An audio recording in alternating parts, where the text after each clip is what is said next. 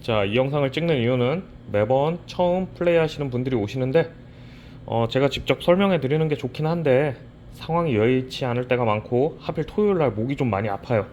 그래서 요걸 좀 찍어 놓으면 제가 좀 편하자고 이런 짓을 하게 되었습니다. 자, 일단 동그랗게 앉습니다. 자, 보시면 요게 저라고 생각하시면 돼요.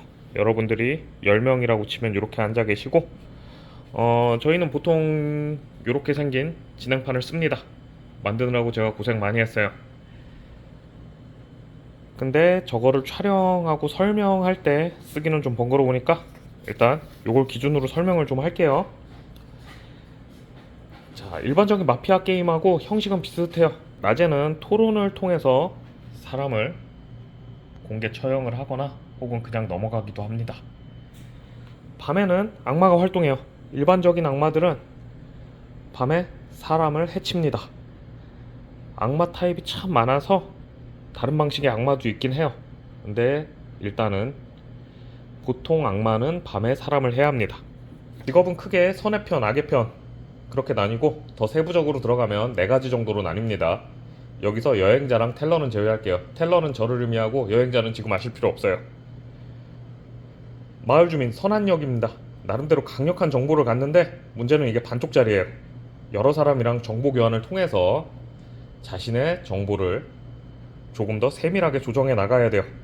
자, 이방인 말만 선한 역이지 빌런이에요. 여차 잘못하면 게임이 나락으로 갑니다. 촛불들 걸리면 엄청 고생해요. 하수인 악한 역입니다. 악마의 수하들인데 판을 뒤흔들 만큼 능력이 굉장히 강력해요. 악마는 주인공 같은 존재인데 보통 밤에 사람을 해쳐요. 투표 시스템에 대해서 알려드릴게요. 살아있는 사람은 한 번 낮에 지명이 가능하고 지명은 한 번만 받을 수 있어요. 낮에. 투표는 얼마든지 할 수 있어요. 즉 낮에 처형에 동의하는 거수는 살아있다면 얼마든지 할 수 있다는 거예요. 한 명을 처형하면 밤으로 넘어가고 처형 없이 넘어가는 경우도 있어요. 처형 동의는 절반의 득표를 얻으면 가능합니다. 처형 조건은 절반 이상의 표를 얻었고 다른 처형자보다 높은 수를 얻어야 가능합니다.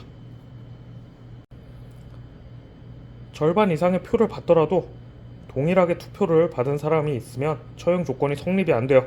그래서 처형을 못합니다.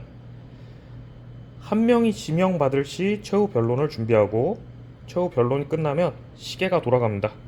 이쪽 분이 예를 들어서 지명을 받았다고 해볼게요.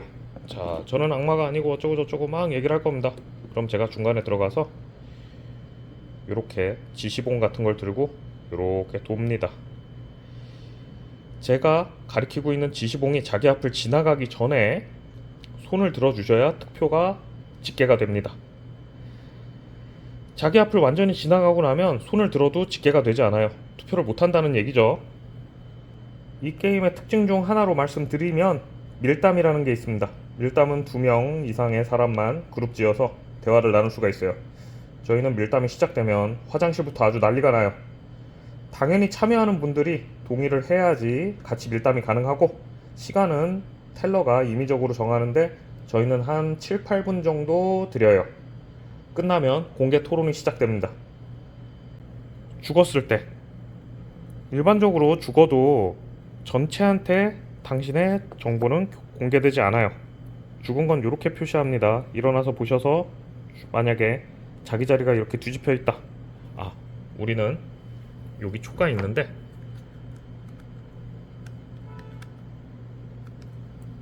자, 이렇게 불이 켜져 있던 초가 일어나 보니까 꺼져 있다. 이러면 죽은 겁니다. 자, 저는 이런 식으로 표시하고요. 요거는 저만 보는 거니까 크게 신경 쓰실 필요 없어요. 자, 죽어도 당신의 정체는 전체에게 공개되지 않습니다. 사망자도 보통 게임 시스템에 모두 참여가 가능해요. 대부분에 밤에 잠을 자야 된다던가 밀담에 참여한다던가 투표도 가능해요. 헌데 투표권을 이렇게 딱 하나만 드려요. 앞으로 거수는 한 번만 할 수 있어요. 게임 끝날 때까지. 지명은 불가능합니다. 자, 여러분이 보시는 화면은 보통 이렇게 세팅되어 있지 않아요. 이 토큰은 저만 알고 있습니다. 설명을 해드리기 위해서 이렇게 깔아놓은 거예요. 제가 블러핑에 대해서 참 좋아하는 예시가 있는데, 이 게임에는 슬레이어라는 그런 직업이 하나 있습니다. 마을 주민이고요.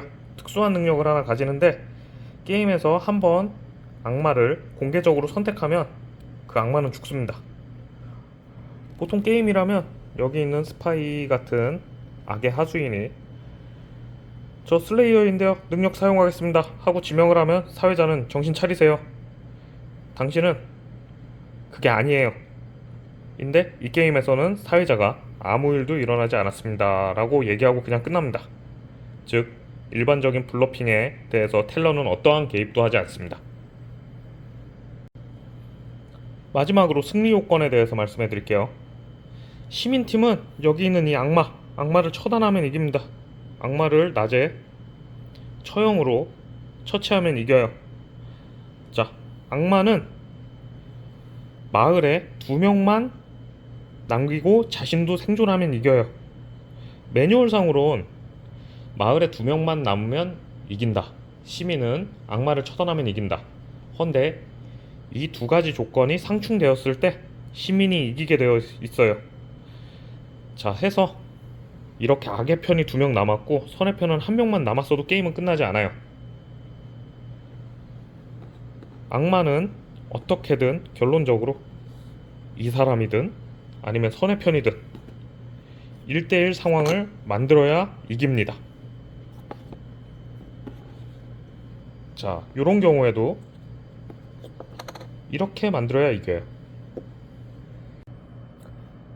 여러분의 이해를 돕기 위해서 몇 가지 진행 예시를 들겠습니다. 마을 주민, 나름 강력하다고 했죠.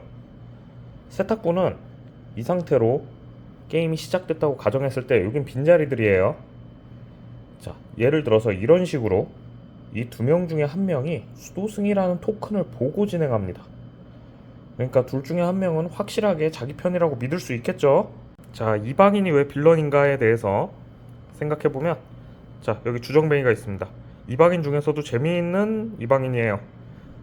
물론 자기 말고 남기준이요. 자, 주정뱅이는 자기 토큰이 아니라 다른 걸 받습니다.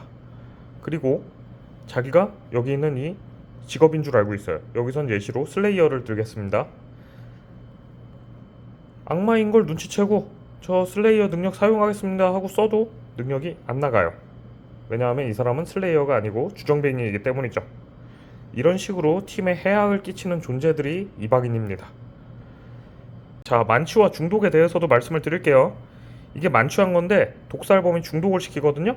예를 들어서 슬레이어를 중독시켰어요. 이 두 가지 개념은 거의 똑같다고 보시면 돼요. 만취와 중독이 된 상태에서는 수도승같이 어떤 사람을 지키는 그런 기능이 있는 건 아예 작동을 안 하고, 세탁부 같은 정보직의 정보는 부정의 정보라고 보기보다는 아예 의미 없는 정보를 받아요. 진실일 수도 있어요. 그거는 근데 사회자의 농간에 가깝고, 일단 취하거나 중독이 됐으면 정보 자체의 신뢰도 자체가 없다고 판단하시면 돼요. 하수인은 아주 강력한 능력을 지닌 악마의 부하들이에요. 아까 말씀드린 만취나 중독 같은 걸 시키는데, 여기 있는 독살범 같은 경우에 세탁부를 중독시켰다. 그럼 세탁부는 진짜 뜬금없는 이런 사람들을 지명을 받은 다음에 그 사람이 수도승이다 뭐 이런 식으로 말도 안 되는 정보를 받게 됩니다. 악마의 기본 능력, 기본적으로 모든 악마가 가지고 있는 능력이에요. 게임에 첨가되지 않은 3가지의 선한 역할 토큰을 받게 됩니다. 그 토큰을 제가 밤에 가서 보여주는데 그걸 보고 숨으라고 제가 보여드리는 거예요. 그리고 밤에 사람을 하나씩 해치기 시작합니다. 진행 틀에 대해서 진행 예시를 한번 알려드릴게요. 게임이 시작되면 직업을 다 뽑아요. 제 앞에 와서.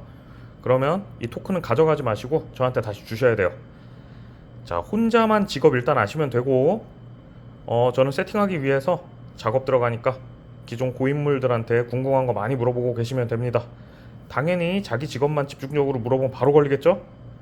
첫날에는 그리고 직업 오픈하는 게 금지되어 있습니다. 왜냐하면 악마가 그날 밤에 3가지 숨으려는 직업을 받게 되는데, 그 숨을 시간을 벌어주기 위해서 첫날엔 직업 오픈을 아예 못합니다. 자, 첫날 밤에는 보통 하수인들이 일어나요. 하수인이 일어나서 얘가 악마다 이렇게 제가 알려줍니다. 그 뒤에 악마를 깨워서 제가 직업세계 보여주고 그 다음에 얘가 하수인이다 이렇게 알려줘요. 그리고 그 다음에 정보직들이 그 다음에 일어납니다. 정보를 받고 그 후에는 제가 아침이 되었다고 일어나라고 해요. 그러면 게임이 시작됩니다. 그러니까 이 게임 설명하면서 일반적이라는 표현을 굉장히 많이 쓰는데 이 게임이 좀 그래요. 스크립트가 무궁무진하고 별의별 경우가 다 나와요. 이걸 보시면 촛불이실 테니까 일단은 그냥 들으시면 됩니다. 자, 일단 수신호 몇 가지 예시가 있는데, 자, 제가 가서 건드리면 어깨나 무릎 같은 데를 칩니다. 그러면 일어나셔야 돼요. 그리고 자, 얼굴을 제가 이렇게 쓰다듬어요. 제 얼굴을. 그럼 잘하는 얘기예요. 자, 그리고 고개를 끄덕이는 경우를 쓰라는데 저는 보통 얘는 이렇게 말을 합니다. 자, 아니오는 이렇게 말을 합니다. 자, 그리고 숫자 0, 1, 2, 3 이렇게 얘기합니다. 기본 진행하기 위한 첫날 밤이 지나가고 나면 둘째 날 아침이 시작이 되고, 자, 본격적으로 지금부터 게임이 시작됩니다. 플레이어들끼리 대화를 해야 되는데 밀담도 가능해요. 룰에 대한 숙지를 잘 못해서 헛갈리면 사회자한테 찾아오세요. 저한테 룰에 대해서 물어보기 위해서 밀담 요청해도 됩니다. 선한 플레이어는 선한 플레이어라고 믿겨지는 사람들끼리 정보를 대조해서 이게 맞는지 아닌지 열심히 찾아다니시고, 보통 마을 사람들이 가진 정보는 반쪽짜리 정보라서 잘 대조해야 된다고 말씀드렸죠? 자, 악의 세력은 여기에 파고 들어가지고 교란을 시켜야 돼요.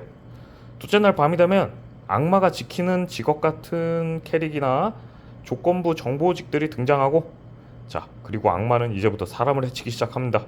처음에 이미 해보신 분들이 취조하듯이 룰을 제대로 파악 못한 걸로 악의 편들이 거짓말한 게 엄청 걸리는데 자연스러운 거예요. 원래 다들 겪는 거예요.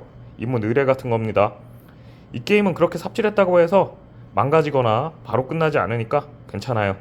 그렇게 들어가는 거죠. 누구한테나 처음은 있습니다. 자, 그러고 나면 이제 또 셋째 날이 시작되겠죠. 낮에 열심히 돌아다니셔야 여러분들 비중이 많이 생깁니다. 여러분, 건투를 빕니다. 다른 영상도 틈틈이 시간 날 때마다 찍어 둘게요.